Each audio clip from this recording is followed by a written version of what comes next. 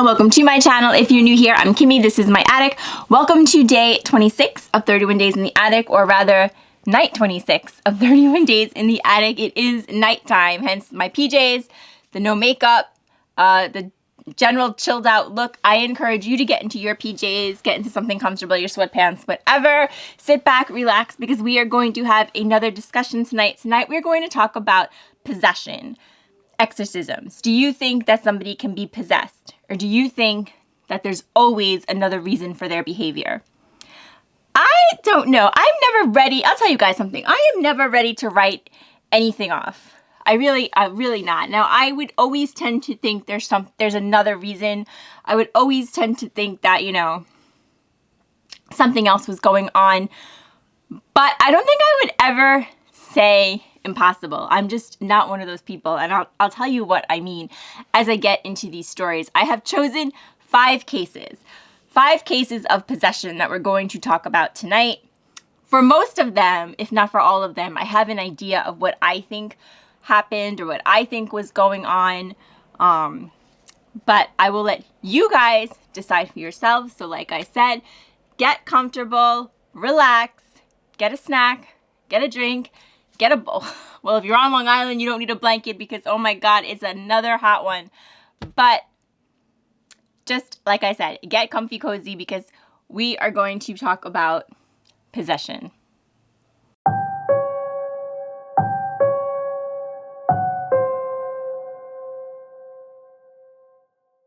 Okay, guys, so like I said, I chose 5 cases, and I actually could have chose more. There's quite a bit of cases of possession out there, but I chose 5.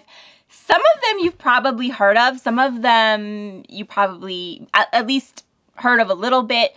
Some of them you might not have heard at all. But the first one that we're going to talk about is probably the most chill out of all of them. And that is the case of George Lukens. And now this one I had never heard of, but this one was apparently like a big controversy in England over whether or not George was really possessed. His possession lasted quite a long time. For almost something like 20 years, he had problems with being possessed. Now, it was a little weird. His case is very strange compared to the other ones because, like I said, the length of time that it went on, the fact that it would come and go. He even worked during it. He actually kept his job during times of his possession. So his case is very kind of off the wall, and in most of these cases, the naysayers of life who don't believe that these people were possessed, they do believe that something was going on. And then in a lot of the cases, the people themselves believed themselves to be possessed. But with George's case, the controversy was that a lot of people just downright thought that he was faking it. So who knows? But like I said, the story, there's not all that much to the story. He was a tailor by trade, but he worked as an actor and a singer.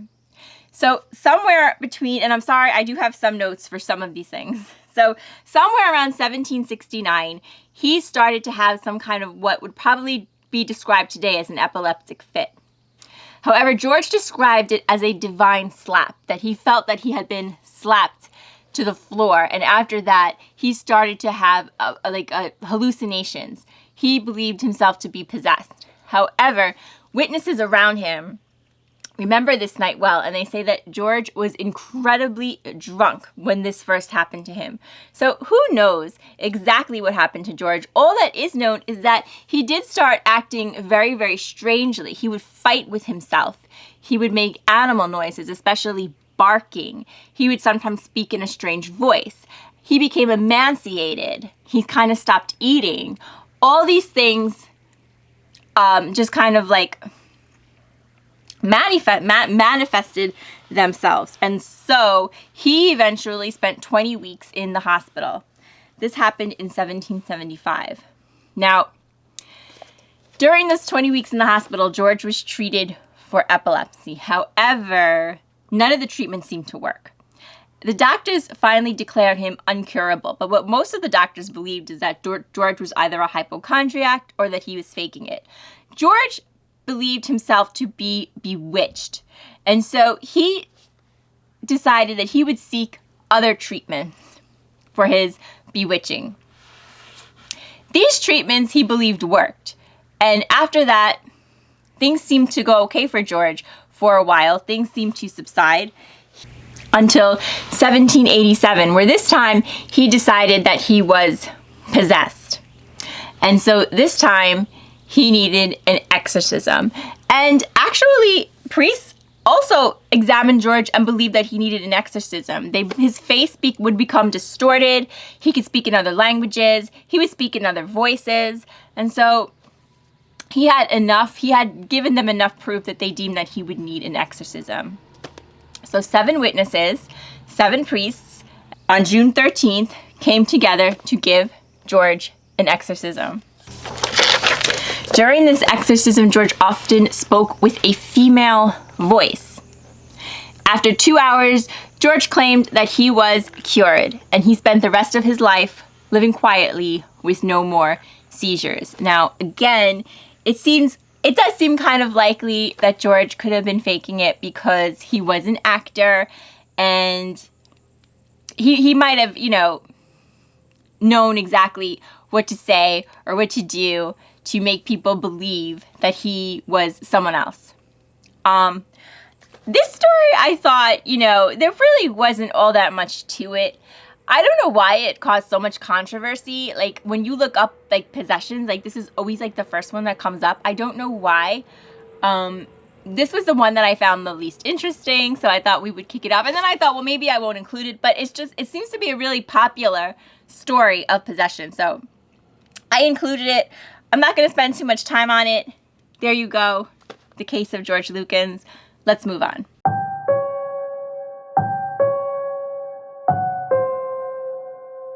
Okay, guys, so case number 2 is the case of Roland Doe, which is a pseudonym. So this case took place right here in the United States in the 1940s. Roland was born in Maryland. He grew up, he was an only child. He was very, very close to his Aunt Harriet, who was a spiritualist. She taught Roland all kinds of things, including how to use a Ouija board. So in a couple of cases that I read about, a Ouija board was a factor. And a lot of people do believe that playing with the Ouija board is very dangerous because you can open a door or bring in a spirit. Now, whether or not you believe that is up to you. I will tell you, when I was young, we used to play Ouija board a lot, like me and my girlfriends. But now that I'm older, I don't think I would do it. So here's what I meant. I don't know how much I believe in this kind of stuff, but I guess I believe in it enough that I would not play with the Ouija board as an adult. I would be very, very uncomfortable. The older we get, the smarter we get, or the stupider we get, depending on how you look at it. But in any case, Roland was very, very attached to his aunt. And when she died sometime around 1949, he went into a he became despondent. He sunk into a very, very deep depression. And after that, strange things started to happen. The first thing that would happen was Roland would start to hear scratches all around the house. And some of his other family members could hear it too. It sounded like scratching behind the wall, scratching under the floor. Nobody could really figure out where it was coming from. There were no animals. Other inexplicable things would happen too. Water would start to drip from pipes. Furniture would move on its own. Things would levitate off the ground. Ronald's mattress would shake. Finally, Ronald's parents turned to their Lutheran pastor, who said, "Let him stay the night with me. Let me observe him. Let me see what's going on." So that's what they did. And when they did this, things started happening in the pastor's house, such as furniture levitating, things moving. The pastor decided that Roland probably was in need of the Catholic Church. And so an exorcism was set up. But this exorcism did not end well because Roland was actually able to break off a piece of mattress spring and slash the priest. So they had to end it. During the next couple of days, red marks would appear out of nowhere on Roland's body. And one of these marks seemed to form the word Louis. His mother believed that this was a sign that they had to take him to St. Louis to be cured. And so that's what they did. The family had a cousin that lived in St. Louis, which put the family in touch with 2 Jesuit priests. These priests decided that they would do the exorcism, and they went by the names of Reverend William Bodern and Father Walter Halloran. The Jesuits started to observe Roland. They found a couple of things interesting. They found that he was basically calm during the day, that most of these things would happen at night, especially when Roland was going to bed. The mattress would shake violently. Furniture would move. Roland would fall into a trance-like state. He would make weird noises. He would speak in odd voices. Whenever he saw anything religious, he would react extremely violently. During the observation, they also noticed that strange shapes would appear, most notably an X on Roland's chest. Now, one of the priests thought this to mean a number 10. They also saw things that they thought formed pitchforks form on Roland. The Jesuit priests attempted a bunch of exorcisms in their home, in Roland's home in St. Louis, but that just wasn't working. After this, Roland's parents had enough and decided to put him in Alexandrian Brothers Hospital in St. Louis. Finally, on April 18th, it seemed like a miracle occurred. Roland seemed to awake out of the trance state in seizures. He yelled at the priest that Satan would always be with him, in which the priest started to put relics on him, such as crosses, rosaries. They performed another exorcism, and this time the exorcism seemed to work. Roland came out of his trance. He described how he had seen St. Michael and Satan fighting on a battlefield. He actually went on to live a quiet life, and if you believe the rumors, went on to work for NASA. Now, the priest kept diaries and wrote books about what had happened in this case. These books became articles that wound up in a couple of newspapers here and there. And one of these newspapers was seen by a young author by the name of William Blatley, who went on to write The Exorcist, based on Roland's story.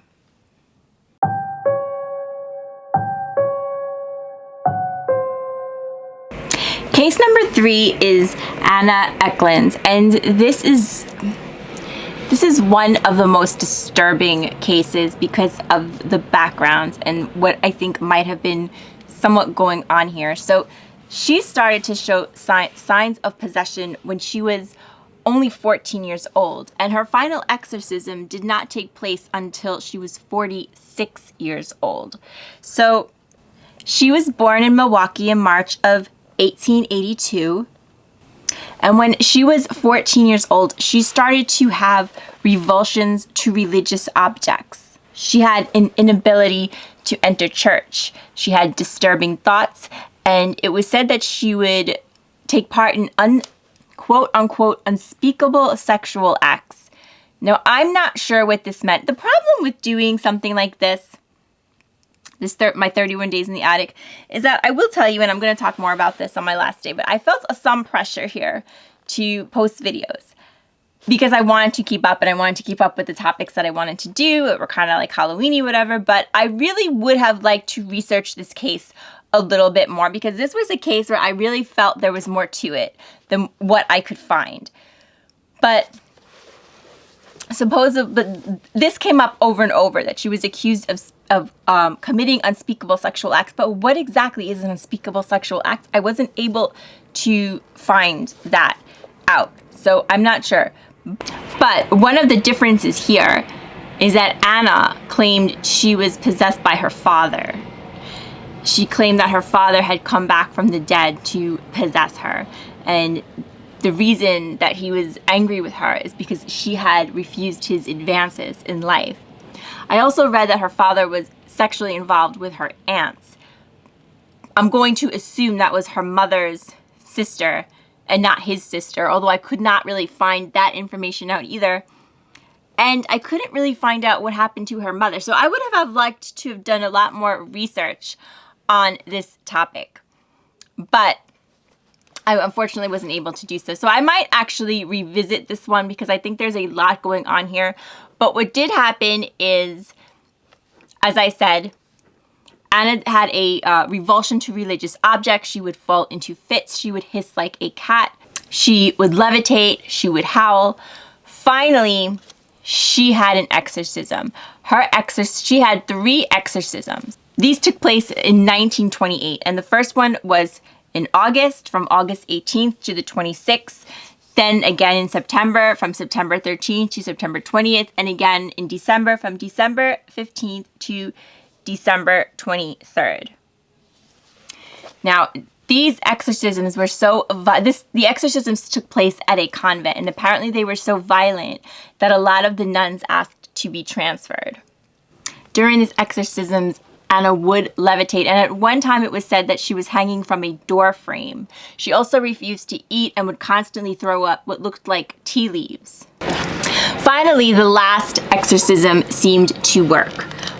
Anna would live the rest of her life quietly with what I read was manageable possessions. Now, what exactly does that mean?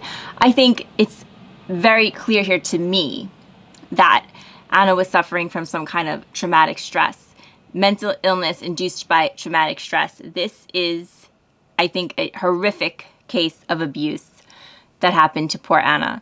So I'm not really sure if Anna was possessed. People say that she was. She died in 1941 at the age of 59. There is a movie about this, but I heard that the movie is not very good. Doesn't really follow the story. I don't know. I didn't see it. If you did see it and you want to leave a comment, let me know. But this is a case that I do want to do a little bit more research on. So maybe I will have some updates. But for now, that is the story of Annaeckland.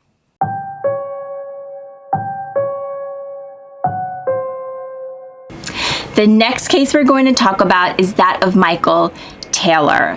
Now, this one is extremely disturbing, and I'm not kidding. This one is very, very disturbing. So disturbing, actually, that I'm going to put a timestamp to the last one, the last story, in case you want to skip this one. Viewer discretion advised. This one is disturbing. This one took place in 1974 in England. Michael Taylor was married to his wife, Christine Taylor. They had 5 children. And by all aspects, Michael was a good person. He did have some problems with depression. He had back problems, which had caused him problems finding work. And he would slip into these fits of depression every now and again. A friend of Michael's believed that his depression came from the fact that he and his wife didn't often attend church and that he needed religion in his life. So he set him up with a prayer service, and Michael started attending this prayer service. And at this prayer service, he met a woman named Marie who often led the prayer service. And it seemed that he really liked Marie. He started going to all the prayer services all the time. Whenever they had them, he would be there. He would spend lots of times with Marie. Sometimes they would spend 6 or 7 hours together praying. And this was not lost on Michael's wife, Christine, who suspected, probably rightly so, I don't know, I'm assuming, that there was something else going on between Michael and Marie. And one night at the prayer service, she accused him of doing so. It seems like Michael's whole personality changed when Christine accused him. And he didn't turn on Christine, though. He turned on Marie. All of a sudden, he started hitting her, fighting her physically, attacking her verbally. He had to be restrained. So eventually, they got him off Marie. And the next night, he said that he couldn't even remember this whole thing happening. He felt like something had taken him over. So he sought absolution. She forgave him. And they kind of tried to figure out what was going on with him. They decided that he might be in need of an exorcism. Now, apparently, this prayer service, this group was a group that would perform exorcisms. Not that, it wasn't that unusual for them to perform an exorcism. So they said after this incident that Michael might need an exorcism. And so they performed an exorcism on Michael. During the exorcism, Michael would scream, convulse, and had to be tied to the floor. The people performing the exorcism, I guess the priest, actually ended up putting an entire crucifix down his mouth and drenching him in holy water. It went on for 8 hours until they decided that they had to stop. they decided that they would reconvene the next day. So they sent Michael and Christine home, and they said to be ready for the exorcism to take place the next day. A couple of hours later, a police officer was driving around the street and he saw a naked man covered in blood. This man was Michael Taylor. And what had happened was, right after Michael and Christine went home from the exorcism, Michael killed Christine with his bare hands by ripping her face off. He then went on to kill the dog by ripping it limb from limb and throwing it around the house. Officers would go on to say it was one of the absolute worst crime scenes they had ever seen.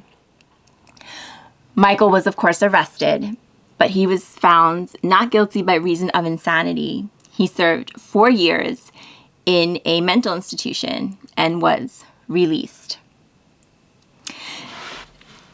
A lot of the prosecutors in this case blamed the church that Michael was in. They believed that these kind of churches that performed these kinds of exorcisms basically fed fuel to a fire. Instead of getting somebody with an obvious mental illness help, they were convincing him that he needed an exorcism, and that they probably did a lot more harm than good.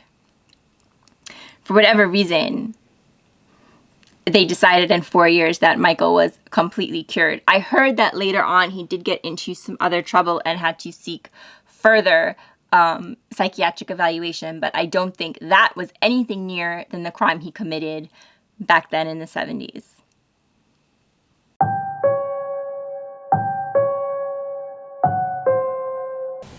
The last case that we're going to discuss is that of Annelise Michel.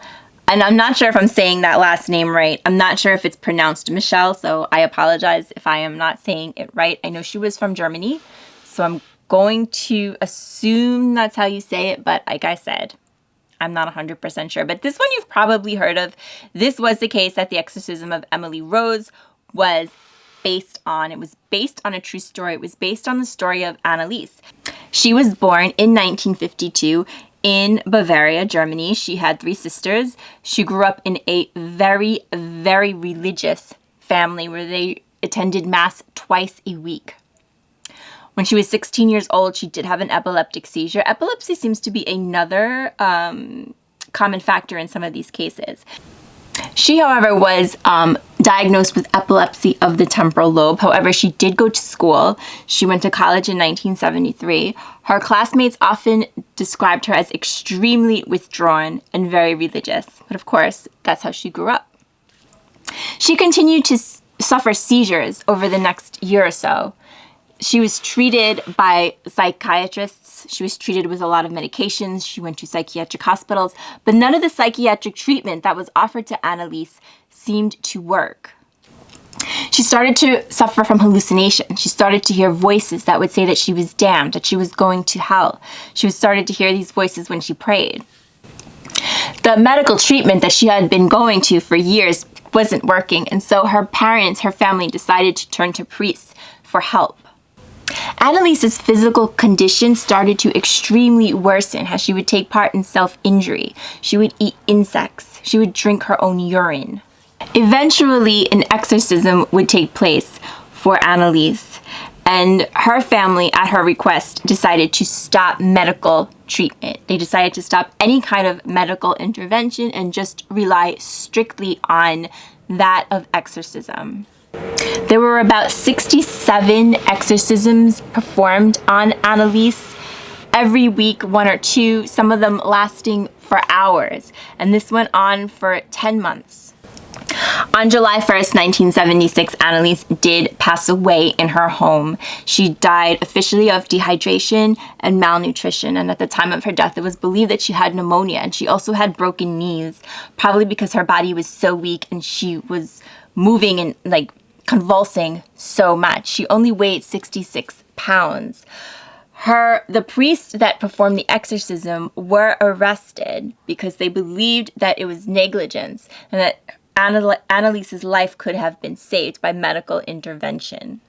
The priests were eventually given suspended prison sentences. Parents were never actually tried because the state felt that they had suffered enough. Okay, guys, so that brings us to the end of our 5 stories of exorcisms that actually happens. What do you guys think? Like I said, I would really be interested in knowing if you guys believe that these things can happen. What do you think is behind it? I think that mental illness is probably behind most of these cases, but who am I to say? Who knows? You know, who knows what's out there? Who knows what can happen? I really don't know. I don't claim to know. Like I said, I would never say that I believe in never, that I believe that nothing is possible or that nothing could happen. I always have like that strange sense that maybe it could, I really don't know. But like I said, in these cases, I think for the most part, we have a lot of mental illness that comes into play here. So I would be really interested in knowing your thoughts about these cases. What did you think? Did you find it interesting? Did you never hear about them? Did you know about them? You can leave me your comments down below. Guys, thank you so much for joining me on this evening as we talked about exorcisms. If there's ever anything else that you want me to talk about, you can always let me know. I will have all my socials down below, guys. I want to thank you so much for joining me, and I hope that I will see you tomorrow night for another night or day in the attic. Guys, take care of yourselves. I'll see you tomorrow. Bye-bye.